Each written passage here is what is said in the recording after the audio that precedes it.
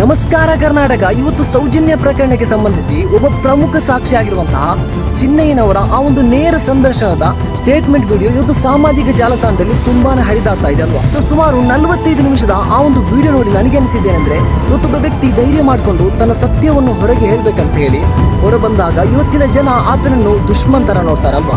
So ಏನೇ ಆಗ್ಲಿ ಸ್ನೇಹಿತರೆ, ಈ ಒಂದು ವಿಡಿಯೋನ ಒಂದ್ಸತಿ ನೋಡ್ಕೊಂಡು ಬನ್ನಿ. ಧರ್ಮಸ್ಥಳದಿಂದ ನ್ಯಾಯವನ್ನು ತೆಗೆದುವಂತ ಪರಿಸ್ಥಿತಿ ಇದೆ. ಅವರೊಂದು ಚಾಲಕ್ಯತನ, ಕೈ ಚಳಕ ತುಂಬಾವೇ ಮೇಲೆ ಇದೆ. ಕಾರಣ ನಾನು ಅಲ್ಲಿ 25 ವರ್ಷ ಸರ್ವಿಸ್ ಮಾಡಿದ ಒಂದು ಇದರಲ್ಲಿ ನಾನು ಹೇಳ್ತಾ ಇದ್ದೀನಿ, ಅವರನ್ನು ಬಗ್ಗಿಸ್ಲಿಕ್ಕೆ ನ್ಯಾಯಾಧೀಶರಿಂದಲೂ ಸಾಧ್ಯ ಇಲ್ಲ.